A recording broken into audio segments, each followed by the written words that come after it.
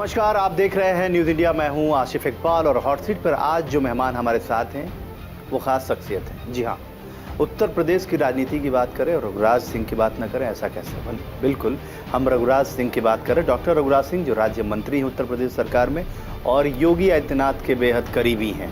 आपका बहुत बहुत स्वागत रघुराज जी। धन्यवाद। रघुराज जी, पहला सवाल यही, जीत का लड्डू कैसा लग रहा है? देखिए, लॉ एंड ऑर्डर जनता को इतना भा गया है और हमने किसी के साथ भेदभाव नहीं किया। जैसे मेरे विभाग में 2,65,000 कन्याओं का विवाह किया है, उसमें स्पष्ट रूप से मैं कभी कभी बताना पड़ता है मुझे, 65,000 मुस्लिम कन्याओं का विवाह किया हमने। 75,000 रुपये पर श्रमिक के आधार पर उनको दिया गया है। पहली पूर्ववर्ती सरकारें केवल भेदभाव करती थी। भेदभाव कैसे करती थी? केवल सपा की गवर्नमेंट थी तो वो लोग 35,000 रुपये केवल मुस्लिम कन्याओं के लिए उन्होंने घोषणा की थी और उसमें देते कितना थे? 15,000 रुपये। 20,000 रुपये उनसे वापस ले आते। हमारे यहाँ पर आदरणीय योगी जी के नेतृत्व में सरकार चल रही है, तो हम लोगों ने अगर 75,000 रुपया है तो 75,000 रुपया ही जाएगा। 1 रुपया की किसी के माई के लाल की हैसियत नहीं, उसमें कटौती कर ले कोई अधिकारी, कोई कर्मचारी, कोई चपरासी। पहले उसमें मंत्री का हिस्सा होता था, फिर मुख्यमंत्री का हिस्सा होता था, सबका हिस्सा होता था। अरे ये आप बड़ी बात बता रहे हैं। मतलब सबका पहले सारी चीजों पर हिस्सा होता था, सबका हिस्सा होता था जी। लेकिन आज आप बहुत बड़ा आरोप लगा रहे हैं। बिल्कुल, मैं सही कह रहा हूँ। सबका हिस्सा होता था। इनकी सबकी जांच करा लें आप। मैं तो आरोप नहीं, मैं तो किसी ने आइलैंड खरीदा है, किसी ने होटल खरीदा है, किसी ने टापू खरीदा है विदेशों में जाके, जो धन। और फिर इसका प्रमाण दूं आपको, जो प्रजापति हैं जेल में हैं वर्तमान में, वो BPL कार्ड धारक थे। वो 12,000 करोड़ के कैसे हो गए 5 साल में? मैं गायत्री प्रजापति की बात कर रहा हूँ। ये बड़ा आरोप लगा रहे हैं आप। हाँ, 12,000 करोड़ के हिसाब और रिटर्न भरी है। जो 12,000 करोड़, 12,000 करोड़ की रिटर्न भरी थी, इसलिए तो जेल में पड़े हुए हैं। गायत्री प्रजापति 12,000 करोड़ के। तो इसलिए इन पूर्ववर्ती सरकारों ने केवल प्रदेश को लूटना, प्रदेश में कैसे दिन दहाड़े डकैती डालें, ये सोच, ये भावना थी। उनकी सारी योजनाएं डकैती के लिए बनती थी। आदरणीय योगी जी की जो भी योजनाएं बनी हैं, सर्व धर्म समभाव के लिए बनी हैं, सर्व समाज के लिए बनी हैं। देखिए, हम लोगों ने 43 लाख मकान दिए प्रधानमंत्री योजना के अंतर्गत। बिल्कुल। क्या ये लोग पहले नहीं दे सकते थे? दे सकते थे, लेकिन नहीं दिया। इनकी सोच नहीं थी, इनकी भावना नहीं थी। आज 5 साल से लगातार फ्री ऑफ कॉस्ट, जब से कोविड शुरू हुआ है, फ्री ऑफ कॉस्ट गरीब लोगों को राशन मिल रहा है। 40 kilo ration, 40 kilo ration, 40 kilo ration बिल्कुल प्रत्येक परिवार को मिल रहा है। क्या पहले नहीं दे सकते थे? बिल्कुल। क्या हमने एक साथ समृद्धि कर दी? हमारे पास संसाधन की कोई कमी नहीं, हमारे पास बजट की कोई कमी नहीं। आज देखिए 34 लाख करोड़ के इन्वेस्टर इस प्रदेश में आए। देश में नहीं, प्रदेश में, जो कि 1 लाख करोड़ के इन्वेस्टर नहीं आते, जिसमें 22 लाख करोड़ हमारे यहाँ आ चुका है। कितना? 22 लाख करोड़ आ चुका है। तो अब बताइए, 12 लाख करोड़ और बाकी है, 1-2 महीने वो भी आ जाएगा। 34 लाख करोड़ के इन्वेस्टर केवल उत्तर प्रदेश में, केवल आदरणीय योगी जी और आदरणीय मोदी जी की वजह से। लेकिन रघुराज जी, आपने जब ये बोला, इन्वेस्टर्स मीट की और इन्वेस्टर्स की बात की, लेकिन अखिलेश यादव तो ये कहते हैं कि एक सुई का फैक्ट्री भी नहीं लगाया आपने, और आप बातें कर रहे हैं कि आपने 34 लाख करोड़ रुपए लाए हैं आप। अखिलेश यादव ये भी आरोप लगाते हैं कि सिर्फ एडवर्टाइजमेंट की सरकार है ये। अखिलेश यादव ने ये भी कहा, और उनके सरकार के तमाम जो उनके टाइम में सरकार के जो मंत्री रहे हैं वो सभी लोग आरोप लगाते हैं कि सिर्फ बातें ये सरकार कर रही है, काम के मामले में नहीं, सिर्फ प्रचार के माध्यम से ये चीजें हो रही हैं। देखिए, नो नॉलेज विदाउट कॉलेज वाले अखिलेश जी हैं, वो सोने की चम्मच लेके पैदा हुए हैं। आदरणीय योगी जी गरीब परिवार में पैदा हुए। वो तो पढ़ाई किया हुआ है आपने बोला नो नॉलेज विदाउट कॉलेज। हाँ, मतलब नॉलेज केवल किताबी ज्ञान से नॉलेज नहीं होती। अच्छा। किताबी ज्ञान से नॉलेज नहीं होती जब तक सामाजिक ज्ञान नहीं होगा। सोने की चम्मच मुख्यमंत्री रहे हैं वो तो। अब हाँ, इसलिए तो कर रहा हूँ, सीधे मुख्यमंत्री बने हैं ना, MP से सीधे मुख्यमंत्री बने। और आदरणीय योगी जी एक बहुत गरीब परिवार में जन्म लिया। वो किसी मुख्यमंत्री, लेकिन वो भी मुख्यमंत्री MP से ही मुख्यमंत्री बने। हाँ, लेकिन वो किसी मुख्यमंत्री के पुत्र नहीं। हाँ। अंतर है ना, वो राजा के पुत्र हुए, ये गरीब परिवार में पैदा हुए और गरीब परिवार के पुत्र हुए। अंतर है दोनों में। जैसे आदरणीय मोदी जी एक चाय बेचने वाले के परिवार में पैदा हुए, तो उनको गरीबी पता है। आदरणीय अखिलेश जी को गरीबी नहीं पता, गरीबी कैसी होती है। तो आदरणीय योगी जी को गरीबी पता है, इसलिए उन्होंने, जो वो कह रहे हैं, एक सुई भी नहीं बनाई अभी तक। सैमसंग की फैक्ट्री किसकी है? तो आप ये सवाल इतना बड़ा कर रहे हैं, इस तरीके के बड़े आरोप लगा रहे हैं, जबकि अखिलेश यादव तो मुख्यमंत्री रहे हैं 5 साल, उन्होंने पूरे राज्य को देखा है और 5 साल के मुख्यमंत्री ने आप बहुत बड़ा आरोप लगा रहे हैं अखिलेश यादव पे।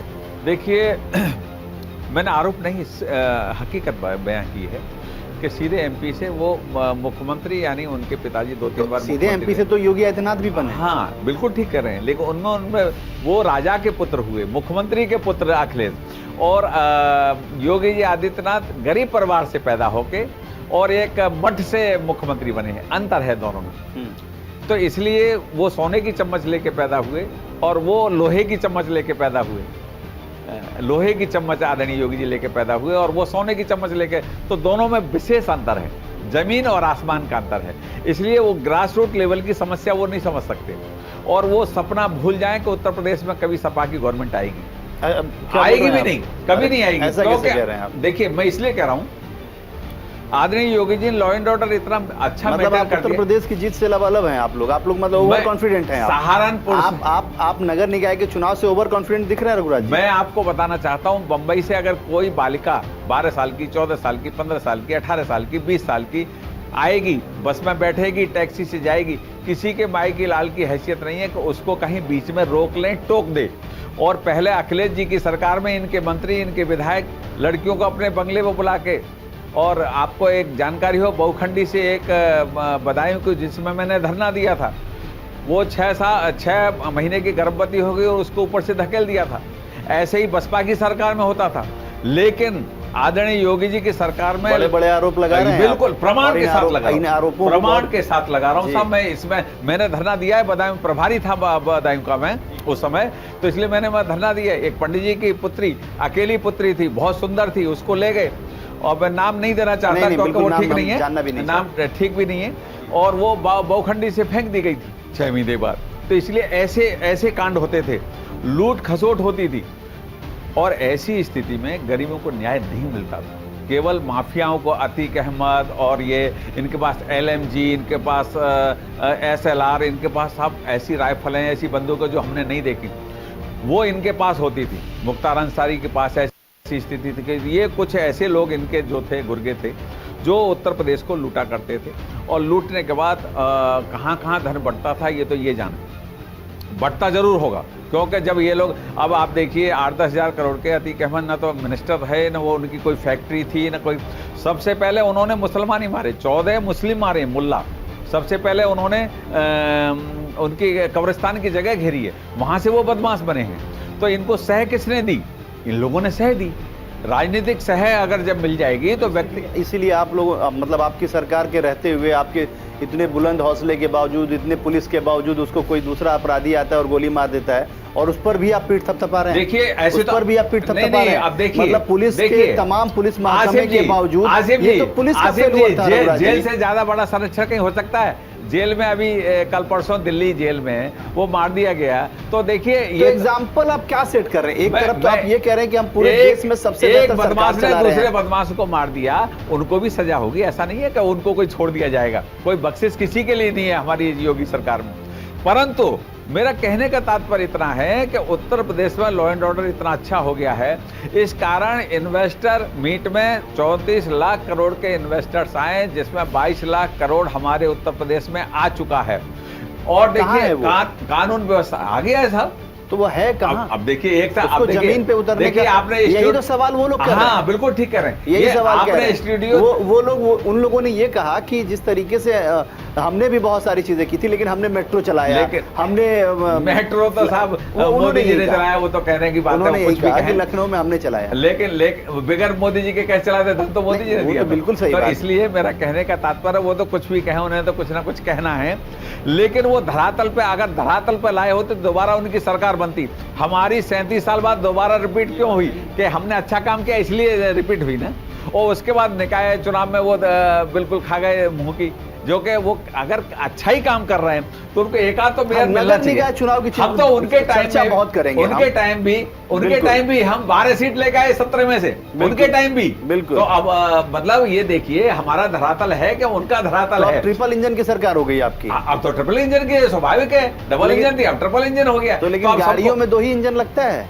बिल्कुल ठीक कर रहे हैं, लेकिन जब सुपर फास्ट बनानी है तो तीसरा इंजन भी जोड़ा जाता है। इसलिए स्थानीय निकाय के चुनाव से इनका विकास होगा, गरीबों का विकास होगा। हमने उत्तर प्रदेश में 43 लाख लोगों को मकान दिए। पूरे भारत में आदरणीय मोदी जी ने गैस चूल्हे 12 करोड़ रुपए 12 करोड़ लोगों को दिए। कितने 12 करोड़ परिवार बहुत होते हैं। ऐसा कभी सोच बना था क्या? ऐसा कभी सोच बना था कि इनको सिलेंडर फ्री में मिलेगा? ऐसा कभी सोच बना था कि भारत में इतनी बड़ी संख्या में 85 करोड़ लोगों को फ्री ऑफ कॉस्ट राशन मिलेगा?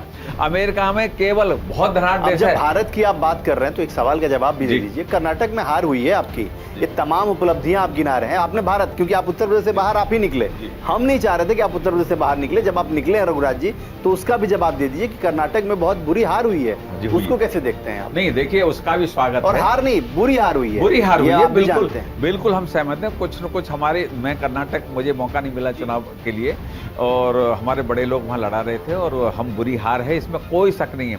हमेशा मैंडेट को स्वीकार करना चाहिए। हम दोनों हाथ जोड़ के कर्नाटक की जनता से भी माफी मांगते हैं। कुछ गलतियां जरूर रही होंगी हमारी सरकार की वहाँ, जिसके कारण हमारी बुरी हार हुई है। इसमें कोई संकोच मुझे कहने में नहीं है कि हमारी कुछ न कुछ चूक हुई हो, जो भी चूक हुई है वहाँ की सरकार। एक मामला था, मतलब क्योंकि आप बेबाक छवि के नेता, और हमने हमेशा देखा है कि आप कभी किसी भी चीज से गुरेज नहीं करते हैं। वहाँ बजरंग बली का इशू एक बहुत बड़ा था, बजरंग दल को बजरंग बली से जोड़ दिया गया। क्या आपको लगता है कि चुनाव जो होता है, जैसे आपने अभी अपनी उपलब्धियों का जब बखान किया उत्तर प्रदेश में, तो आप अपने विकास की गाथा गा रहे थे। आपने कहा कि योगी सरकार ने ये तमाम चीजें की हैं, मोदी सरकार ने ये तमाम चीजें की हैं। फिर चुनाव आते आते वो क्यों कहीं कास्ट और रीजन पे चीजें चली जाती हैं, और उसका अभी नुकसान कर्नाटक में हुआ है? तो क्या आगे के लिए भी आप लोग इसको सबक के तौर पे लेंगे इसको? देखिए, हमारा तो स्पष्ट मत है, जो हिंदू हित की बात करेगा वही देश पे राज करेगा। इसमें हमारा कहीं कोई दो राय नहीं है, और हम कहीं उसमें कहीं कोई कोताही नहीं बरते। हमारे बजरंगबली आराध्य देव हैं, उनका नाम लेने में उसमें कोई बुराई नहीं है। और बड़ी स्पष्ट बात कहूँ, हमारी कुछ न कुछ गलतियां वहाँ हुई हैं सरकार के माध्यम, जिसके कारण हम बुरी हार में हारे हैं। उसको हमें स्वीकार करने में भी कोई गुरेज नहीं है। जनता का मैंडेट है, जनता ने आशीर्वाद दिया है विपक्ष में बैठने के लिए। 5 साल फिर मेहनत करेंगे, दोबारा फिर हम आएंगे।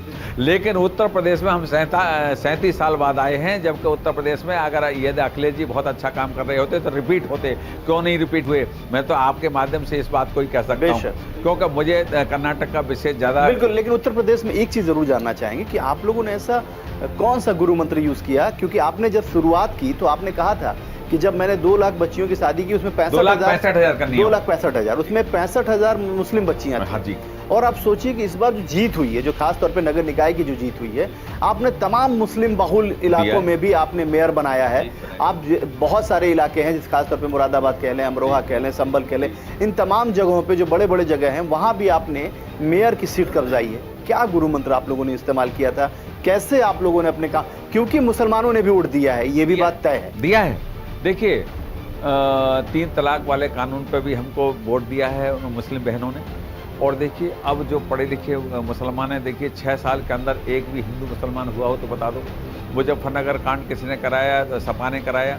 वो बेचारे 3 साल तक मेरठ में पड़े रहे। देखिए, फिर आरोप लगा दिया। आरोप नहीं लगा रहा हूँ मैं, आरोप नहीं लगा रहा हूँ साहब, इन्होंने कराया। देखिए, अगर उस चौधरी साहब के अपने बेटे के साथ मुल्ला जी के यहाँ उनकी शिकायत करने गए, तो उन मुल्ला जी का काम ये था, बेटे को आने दो, उसकी पिटाई करूंगा, अब नहीं छेड़ेगा। ये होता है सामाजिक।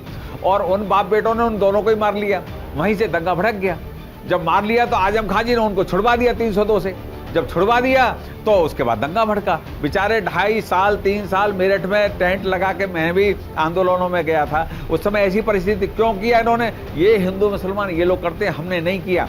आज बताइए, देखिए ईद भी मनाई जा रही है, तो आप लोगों पर लगाते हैं वो लोग। देखिए, ईद भी मनाई जा रही है, दिवाली भी मनाई जा रही है, होली मनाई जा रही है। उस समय कावड़ वाले निकलते थे, कावड़ वालों में बम छूटते थे।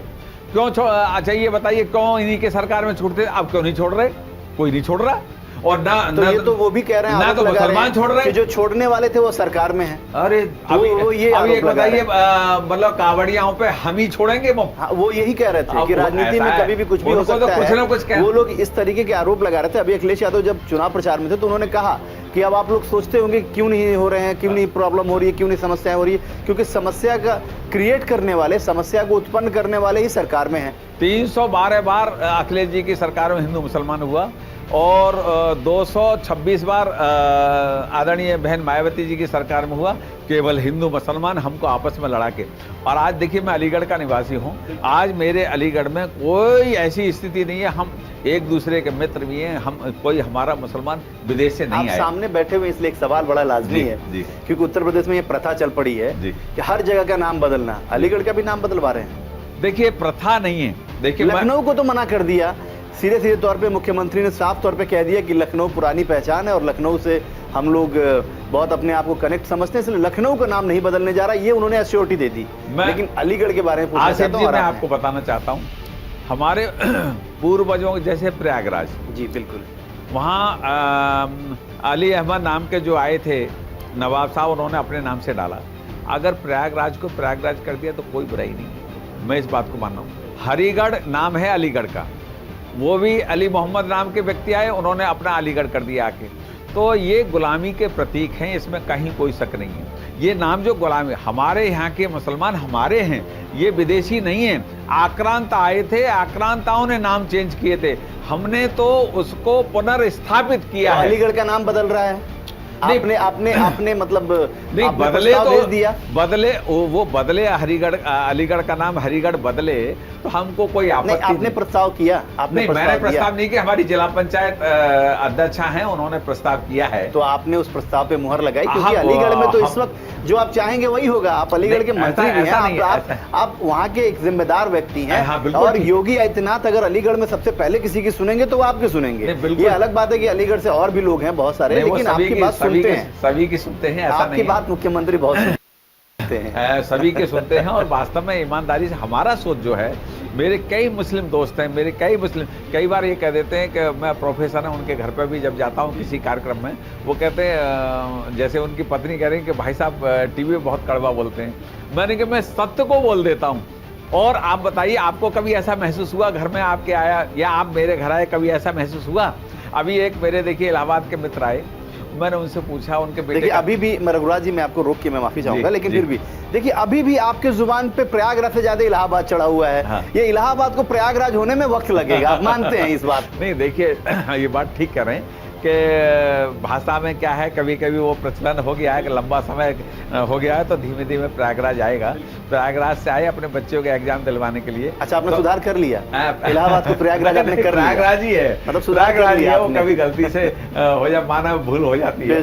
तो जलालुद्दीन नाम के व्यक्ति आए और मेरे मित्र भी हैं, छोटे भाई भी हैं, और उनके पुत्र की यहाँ पर एग्जाम थी, तो मेरे यहाँ भोजन किया उन्होंने, मेरे यहाँ भोजन हुआ उनका, ये परसों की बात है। तो इसलिए हम लोगों की सोच भावना ऐसी नहीं है, सबका साथ, सबका विकास, सबका विश्वास है। परंतु हिंदुस्तान की खाके जो पाकिस्तान के गीत गाए, जो कोई दूसरे देश के भी गीत गाए, वो हम सहमत नहीं है। मैं आपको एक छोटा सा किस्सा सुना दूं। हम दुबई गए थे, दुबई एक मीटिंग में गए थे, तो वहाँ मेरा पाकिस्तानी जावेद नाम का ड्राइवर था। मैंने उससे पूछा, भाई कहाँ के रहने वाले हो? बोले साहब अफगानिस्तान के। मैंने कहा ऐसा क्यों, सही बताओ तुम। मैंने उसका आई कार्ड जब चेक किया तो पाकिस्तान लाहौर से निकले। बोले साहब यहाँ पाकिस्तान के ड्राइवरों को सम्मान नहीं मिलता, या तो हम अफगानिस्तान बताएंगे क्योंकि या हिंदुस्तानी बताएंगे। चूँकि आप हिंदुस्तानी थे इसलिए मैंने अफगानिस्तान का बता दिया। तो मैंने कहा ऐसा क्यों भाई? बोले साहब यहाँ हिंदुस्तान के नाम से हमको सम्मान मिलता है, अदरवाइज पाकिस्तान के और बांग्लादेश के नाम से और नेपाल के नाम से यहाँ सम्मान नहीं मिलता। तो हिंदुस्तान का करेज कितना बड़ा है कि देखिए वहाँ हम आपस में भाई भाई, क्योंकि हम भाई भाई हैं, इसमें कोई शक नहीं है, क्योंकि ये पूरा अखंड भारत था। बांग्लादेश, म्यांमार 16 बार कटा लुटा पुटा है ये देश, ये पूरा अखंड भारत था। तो इसलिए हम तो इन सबको अपना भाई मानते हैं। परंतु वही जो कर रहे हैं, आप लोग जानते हैं कि आतंकवादी छोड़ दिए, ये छोड़ दिए। हिंदुस्तान ने कब आतंकवादी पाकिस्तान में छोड़े, कोई बता दे मुझे इस बात को। तो मैंने उसे कहा, बोले साहब इसमें कोई शक नहीं है कि आज हिंदुस्तान के नाम से हम लोग को यहाँ सम्मान मिलता है। और आदरणीय मोदी जी जब से प्रधानमंत्री बने, बोले कि हम कहीं भी चले जाएं, कहीं भी चले जाएं, वहीं सम्मान हमको मिल रहा है। रघुराज जी, आप ये बात मानते हैं ना कि जो आपके कान को बेहतर लगे वही आप सुनना चाहते हैं, जो आपकी आंखों को बेहतर लगे, जो खूबसूरत लगे, वही आप देखना चाहते हैं। आप वही कहना चाहते हैं जो आपको बेहतर समझ में आए। तो ये तो मानव प्रकृति है। देखिए, ये प्रवृत्ति है कि आपको जो चीजें अच्छी लग रही हैं वही, वरना कई बार जैसे अभी आपने कहा कि मैं कर्नाटक नहीं गया, लेकिन कर्नाटक के हार के बाद बड़े सारे आरोप भी लग रहे हैं, बहुत सारी तरह की सवाल भी खड़े हो रहे हैं। नहीं, हम तो गलती मान रहे हैं, स्वीकार कर रहे हैं ना, हमारी किसी की गलती है इसलिए हारे हैं हम, सीधी सी बात है। इसमें कोई अब जब गलती मान ली तो उसमें सारा सबको समावेश हो गया, अब उसको डिफाइन थोड़ी किया जाता है। उन लोगों ने कहा, मतलब उनके एक आरोप ऐसे सवाल के तौर पे नहीं, सिर्फ जानकारी के तौर पे उन लोगों ने कहा, जो खास तौर पे कांग्रेस के लोग हैं, वो लोग कह रहे थे कि देखिए ये तो बात हमको पहले से मालूम हो गई, क्योंकि जब जीतना होता है तो प्रधानमंत्री के चेहरे को आगे कर देते हैं, और जब हारना होता है तो राष्ट्रीय अध्यक्ष जेपी नड्डा के चेहरे को आगे करते हैं। ऐसा कुछ है क्या? नहीं, देखिए, हमारे यहाँ संगठन सर्वोपरि है। आदरणीय प्रधानमंत्री जी भी कह देते हैं भाई संगठन में मैं भी एक अंग हूँ, क्योंकि हमारे यहाँ सोनिया जी की तरह नहीं है कि सोनिया जी चाहें वो अध्यक्ष रहें न रहें, वही हाई कमान है। हमारे ऐसा सिस्टम नहीं, हमारे यहाँ सिस्टम है राष्ट्रीय अध्यक्ष के आधारित। राष्ट्रीय अध्यक्ष की अध्यक्षता में सारी पार्लियामेंट्री बोर्ड की बैठक होती है, जबकि प्रधानमंत्री बहुत बड़े नेता हैं, लेकिन अध्यक्षता में किसकी बैठते हैं? राष्ट्रीय। आप लोग भी छापते हैं। बिल्कुल। तो ये हमारे सिस्टम है, हम सिस्टम को कोलैप्स नहीं करते। आदरणीय प्रधानमंत्री सिस्टम के विरुद्ध नहीं हो सकते, क्योंकि आदरणीय प्रधानमंत्री देश के प्रधानमंत्री हैं, सबके प्रधानमंत्री हैं, और जब वो संगठन में बैठते हैं तो वो राष्ट्रीय अध्यक्ष की अध्यक्षता में ही सारे फैसले होते हैं, निर्णय होते हैं। तो इसलिए ये सब चीजें हम एक प्रधानमंत्री अकेले को उनके ऊपर डाल दें, ये ठीक नहीं, हमें संगठन। अच्छा, मुख्यमंत्री इस जीत को किस तरीके से देख रहे हैं, क्योंकि आप तो लगातार मुख्यमंत्री के बहुत करीबी हैं, बहुत करीब रहते हैं। मुख्यमंत्री योगी आदित्यनाथ नगर निकाय की जीत को कैसे देख रहे हैं? देखिए, आदरणीय योगी जी बहुत भावुक हुए कि इतना मैंडेट उत्तर प्रदेश की जनता ने उनको दिया, और इसमें कोई शक नहीं, हम सब भावुक हुए इस मामले में कि अपार जनसमूह ने हम लोगों को 17 की 17 हमें मेयर दे दी, और इतनी नगर पालिका, इतनी नगर पंचायत हमको दे दी है। अब हमको, क्योंकि हम इनकी तरह नहीं हो सकते, विपक्षियों की तरह कि ये 4.5 साल जाते नहीं थे। हम लोग तो वीकली अपने क्षेत्र में, अपने जिले में, अपने जहाँ प्रवास कार्यक्रम हम लोगों के लगते रहे, रूटीन वे में संगठन लगाता है हम लोग। हम लोग के यहाँ ऐसा नहीं है मंत्री बन गए तो लखनऊ पड़े रहे। हम लखनऊ सोमवार मंगल बैठते हैं, और सोमवार मंगल नहीं बैठे तो शुक्रवार और ये अपना थर्सडे और फ्राइडे 2 दिन बैठ लिए। मतलब 2 दिन बैठने के बाद हम क्षेत्र में या संबंधित, जैसे कल में मुरादाबाद था, तो ये सब कार्यक्रमों में हम लोग लगे रहते हैं। और पूर्ववर्ती सरकारों के मंत्री जाते ही नहीं थे, वो तो केवल जाते थे उगाही करने के लिए। हमारे यहाँ ये सिस्टम नहीं है, तो इसलिए हम अपने बड़े बड़े आरोप लगा रहे हैं, बड़े उगाही करने वाली बात पे। मैं ये कहना चाहता हूँ, समाजवादी पार्टी बहुत बिखर जाएगी आपके ऊपर। मैं तो आसिफ जी आपके माध्यम से निवेदन करना चाहता हूँ, ईडी की जांच इनकी सबकी करी जाए और हमारी भी करी जाए, हम उसके लिए भी तैयार हैं। आपकी भी? हाँ, बिल्कुल करी जाए, ईडी की भी करी जाए, उनकी भी करी जाए। लेकिन वो तो आरोप लगाते हैं कि ईडी आपकी है। अरे साहब, ये तो मुसीबत है, आपको ईडी हमारी है। अरे साहब, ये सरकारी संस्थाएं हमारी किसी की नहीं है। वो तो कह रहे हैं सारे संस्थाओं को आपने सरकारी नहीं, वो तो गलत है, वो तो उनका आरोप लगाना, क्योंकि सरकारी संस्था और एक अपनी संस्था को। अच्छा, ये बताइए, लालू जी 2 लाख करोड़ 2.5 लाख करोड़ कहाँ से हो गए? यहाँ 11 बच्चे, 11 के फार्म हाउस महरौली में कहाँ से आ गए? कितने बड़े फार्म हाउस? 11 फार्म हाउस के बड़े आरोप लगा दिया। मैं लगा रहा हूँ साहब, लगा रहा हूँ साहब। अरे एक फार्म हाउस है, उनका बेटा आप 11 फार्म हाउस की बात। मैं आपको बताऊं, उनका बेटा हवाई जहाज में बर्थडे बना रहा है। हमने तो कभी ट्रेन में भी बर्थडे नहीं मनाया साहब। तो ये आपके माध्यम से कहिए, तो आपने स्वयं ही छापा है, हमने नहीं छापा, कि उनका बेटा बर्थडे मना रहा है हवाई जहाज में और लालू जी जेल में पड़े हुए हैं। तो ये कहाँ, पैसे का ही तो मामला है। पैसा जब है तो चाहे आकाश में मनाओ चाहे पाताल में मनाओ। हम लोगों ने तो कहीं ऐसा कोई बर्थडे मनाया नहीं। कई सारे मंत्री आपके बड़े लेविश स्टाइल में रहते हैं उत्तर प्रदेश के। हाँ बिल्कुल रहे, बड़े हाईफाई स्टाइल में रहते हैं। वो भी बहुत बड़ी बड़ी कारें हैं। और ये आपने जब कह दिया, देखिए आप अपने लिए तो कह सकते हैं कि जांच कराइए, लेकिन बहुत सारे मंत्री आपके भी हैं। मैं तो कह रहा हूं होनी चाहिए, लगाता है। मैं तो होनी, सबकी होनी चाहिए, मुझे कोई आपत्ति नहीं। समाजवादी चाहे पार्टी, हमारा हो, चाहे हमारा हो, चाहे विपक्षी हो, सबकी जांच होगी तो सब ठीक हो जाएगा। क्योंकि ये सार्वजनिक धन, ये जनमानस का धन है, हमारा धन नहीं है। हम केवल सेवक के रूप में काम करना चाहिए। हम सेवक के लिए आए हैं, हम धन कमाने के लिए, फैक्ट्री चलाने के लिए यहाँ सरकार में या समाज सेवा करने नहीं आए। मैं तो सबके लिए कहता हूँ इस बात को। इसलिए हम सबको इस का ध्यान रखना चाहिए कि जनमानस यही हमारे भाग्य विधाता हैं, जनमानस ही हमारा सब कुछ है, और उसके आधारित हमको सबको चलना चाहिए। और विश्व में देखिए, अमेरिका इतना बड़ा धनाढ़ देश है, 33.5 करोड़ की आबादी है। 6 महीने से अधिक राशन फ्री ऑफ कॉस्ट नहीं दे पाया। आदरणीय मोदी जी पूरे भारत को 85 करोड़ जनमानस को आज तक अनवरत राशन फ्री दे रहे हैं। तो इसलिए ये देश 5वीं अर्थव्यवस्था बन गया है विश्व में, और ये देश आदरणीय मोदी जी के नेतृत्व में, उत्तर प्रदेश आदरणीय योगी जी के नेतृत्व में बहुत बहुत शुभकामनाएं रघुराज जी आपको। आप आए और आपने वक्त निकाला, उसके लिए बहुत धन्यवाद। तो हमारे साथ रघुराज सिंह से, डॉक्टर रघुराज सिंह, जो साफ तौर पे तमाम सवालों के बड़े ही बेबाकी से उन्होंने जवाब दिए हैं। आप देखते रहिए न्यूज़ इंडिया, क्योंकि यहाँ खबरों का सिलसिला रुकता नहीं है। फिर अगले वीक एक नई और बड़ी शख्सियत से आपको रूबरू कराएंगे हॉट सीट पर। तब तक पूरी टीम को दीजिए इजाजत। नमस्कार।